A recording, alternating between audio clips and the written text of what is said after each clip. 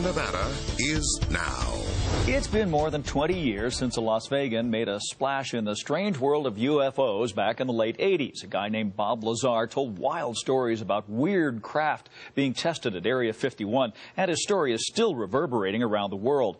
Well, now another local man has caused a furor among those who follow the UFO subject. He's a former Army intelligence officer, well known to 8 News Now viewers, who used his contacts in the government to track down saucer rumors.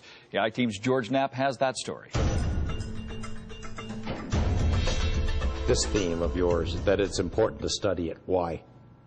Well, because there are very real phenomena. I think that we need to understand. This is going to lead us to a different understanding of how the universe is built. Dr. John Alexander is skeptical by nature, but not about UFOs, not anymore. After many years of stalking the topic through the corridors of power in Washington and the far-flung nooks and crannies of the military-industrial complex, the former military intelligence officer is convinced that some of the objects seen in the skies are alien in origin and deserve to be studied. I think it was from outer space. UFOs are real, and I'm talking here about physical reality. There are craft that are seen.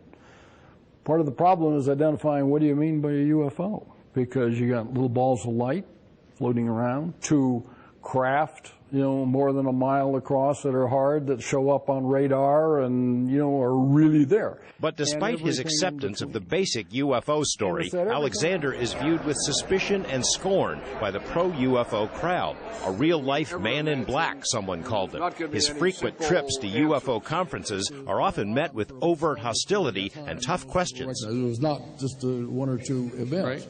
I'm sure they remember the question. The question is, what do you think it is?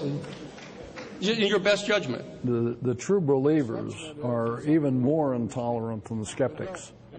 I mean, if you don't buy their specific brand, whatever that is, then you become the enemy. Alexander's blasphemy is that he doubts there's an active cover-up by the government. In his new book, UFOs, Myths, Conspiracies, and Realities, he describes his lengthy search for the keepers of the secrets. While still on active duty with the Army, Colonel Alexander got the green light to create the military's only UFO working group, tasked with finding where the reports all go and who might be holding material from crashed saucers. Our supposition was there's got to be a black program someplace. In other words, somebody's minding the store.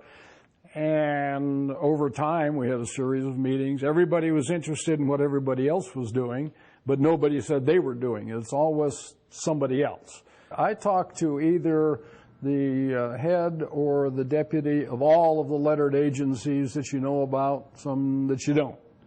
And it was consistent across the board. Contrary to the government's public position, Alexander says he found broad interest in UFOs within intelligence agencies and the military, including many top officials who've had their own experiences. But if there's a warehouse filled with UFO secrets, he never found it. And his conclusion that there is no active cover-up has led to accusations that he's part of the conspiracy. My premise is we're not even at the point of asking the right questions.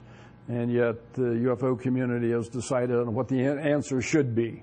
To extend his blasphemy even further, Alexander thinks UFOs are not necessarily extraterrestrial. The ultimate truth, he says, could be much more complicated. At a minimum, Alexander argues, people should be allowed to study this without fear of ridicule. We need to make it permissible to look at these very real phenomena, but to do so without risking your career or livelihood. I mean, this is a tar baby. If you get associated with it, and I can show you the scars. George Knapp, 8 News Now. It does impact. John Alexander will be speaking at the Clark County Library on East Flamingo Thursday, September 8th. George Knapp will be the moderator. We have a link to more information on our website.